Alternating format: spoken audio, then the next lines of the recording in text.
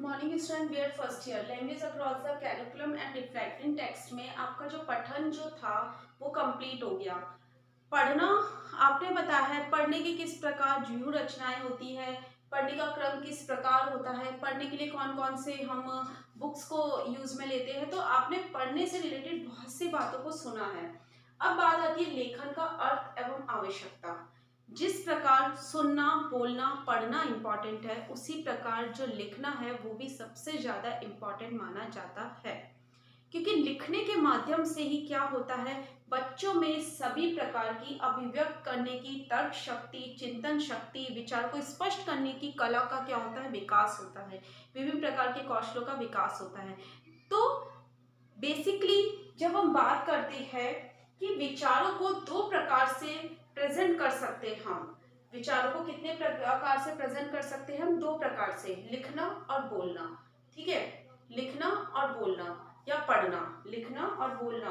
अब बोलकर और लिखकर जब हम लेखन के विचारों को दो रूप में जब हम विभाजित करते हैं, समद्विभाजित करते हैं विचारों को, बोलकर और लिखकर,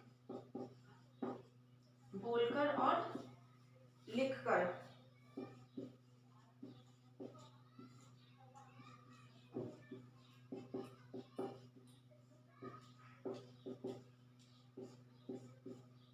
बोलकर और लिखकर।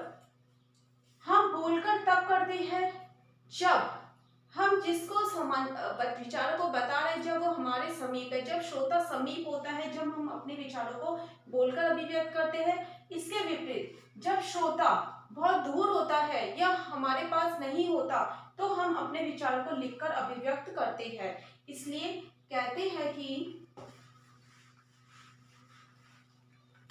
इसलिए क्या बोलते हैं, लिखित रूप में अभिव्यक्त किया जाता है तो क्या बोलते हैं, उच्चारित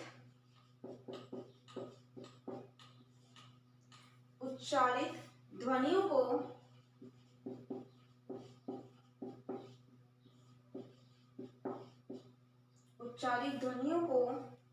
प्रतीकों के रूप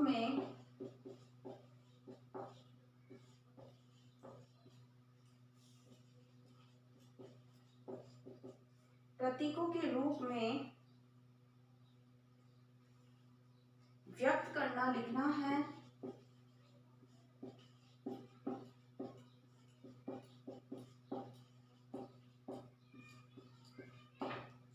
व्यक्त करना, लिखना है।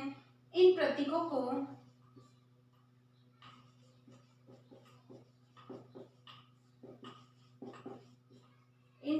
को अक्षर या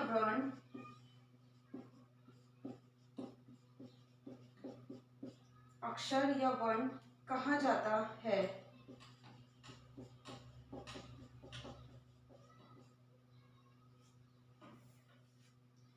ये प्रतीक या ध्वनि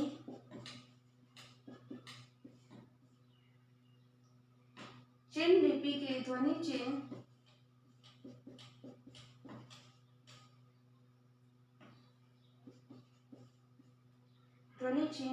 लिपि के विकास की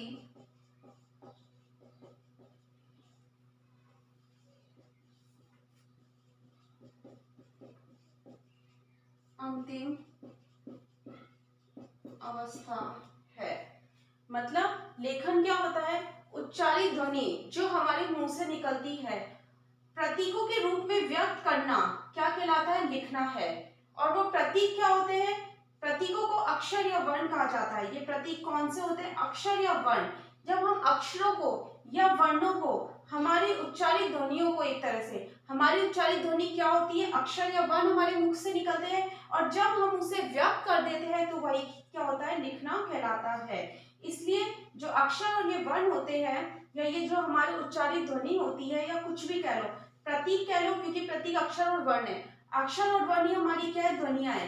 तो ध्वनि जो चिन्ह होते हैं वो लिपि के विकास की अंतिम अवस्था होती है। दूसरे शब्दों में हम ये कह सकते हैं,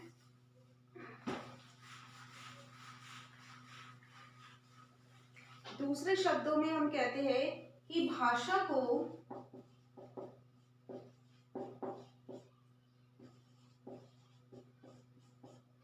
भाषा को ध्वनियों की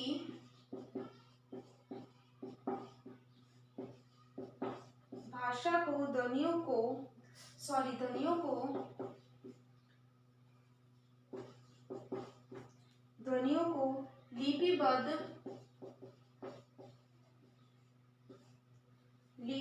करना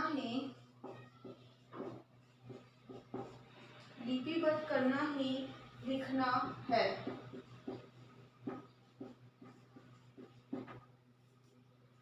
शुद्ध, सुनिश्चित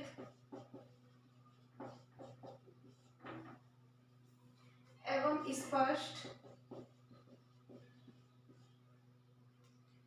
स्पष्ट शब्दावली के माध्यम से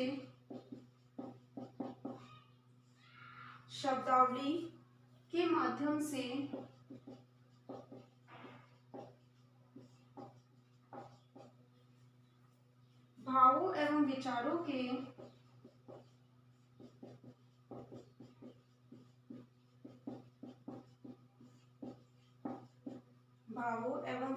के क्रमायोजित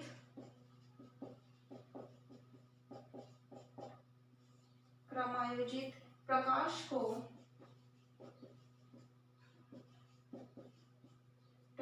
को लिखित रचना कहते हैं।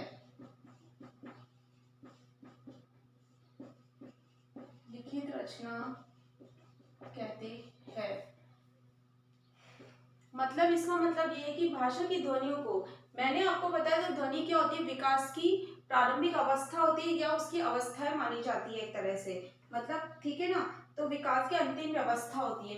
तो भाषा की ध्वनियों को लिपिबद्ध करना ही लिखना है, कि जो ध्वनि हमारे मुख से निकल रही है उसको हम सिस्टमेटिकली लिपिबद्ध करना ही क्या कहलाता है, लिखना कहलाता है। शुद्ध, सुनिश्चित, स्पष्ट और शब्दावली के माध्यम से भावों को और विचारों के क्रमायोजित प्रकाश को, मतलब जब हम हमारे विचारों को अभिव्यक्त करते हैं उसके अंदर शुद्ध शब्दावली का प्रयोग करता है तो वो एक लिखित रचना कहलाती है, कि हम अपने भावों को लिख रहे हैं। तो यही क्या है, लेखन कहलाता है, कि इसमें क्या होता है, हम उच्चारित ध्वनियों को जब हम व्यक्त करते हैं तो वही क्या कहलाता है, लेखन कहलाता है।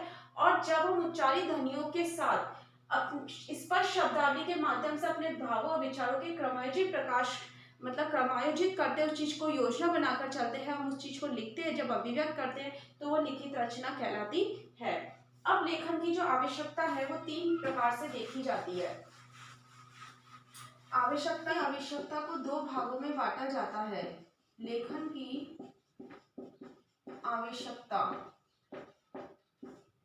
3 भागों में बांटा जा सकता है। पहला आता है इसके अंदर अभिव्यक्ति का विकास।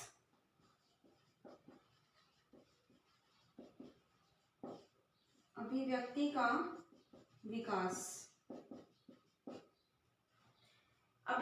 विकास होता है, जिस प्रकार बोलना, सुनना और पढ़ना सबसे ज्यादा इंपॉर्टेंट है, उसी तरह बच्चे लिखने के माध्यम से अपने विचार को जब अभिव्यक्त कर सकते हैं, मतलब लेखन के माध्यम से ही बच्चों का अभिव्यक्ति का विकास होता है, बच्चों किसी भी विचारों को अभिव्यक्त कर सकते हैं। तो अध्यापक क्या करता है, उनके सामने कोई चित्र, दृश्य, परिदृश्य रखता है, ठीक है, तो उसको देखकर वो बच्चों से क्या करता है, प्रश्न पूछता है, और जब प्रश्न बच्चों से पूछता है तो बच्चे अपनी चिंतन और तर्क शक्ति के माध्यम से, मतलब एक तरह से क्या करते हैं, अध्यापक द्वारा प्रश्न पूछने पर वो चीज को देखता है और अपने विचारों को अभिव्यक्त कर सकता है। तो ये माना जाता है लेखन की आवश्यकता हमें बच्चों के अंदर एक तरह से अपने आप को प्रेजेंट करने की आवश्यकता महसूस की जाती है, अपने आप को प्रेजेंट करना बताया जाता है। फिर नेक्स्ट आता है कल्पना शक्ति का विकास।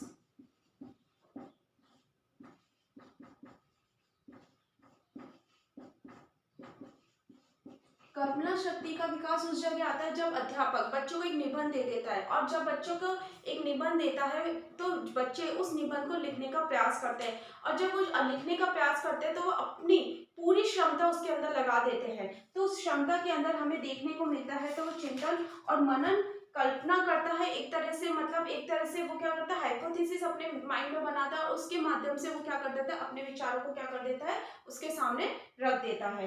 तो इस प्रकार की लेखन क्रिया से बालक में कल्पना शक्ति का विकास होता है। फिर आता है नेक्स्ट तर्क की क्षमता का विकास।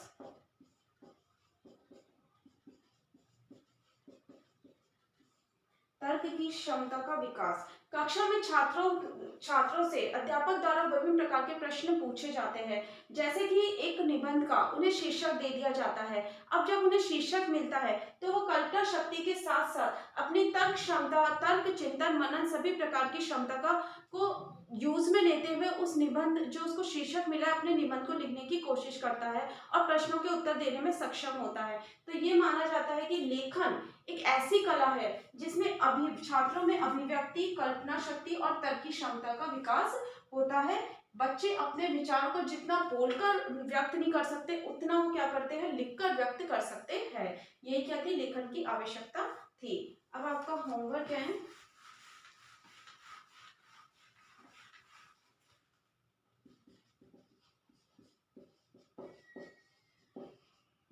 लेखन के अर्थ को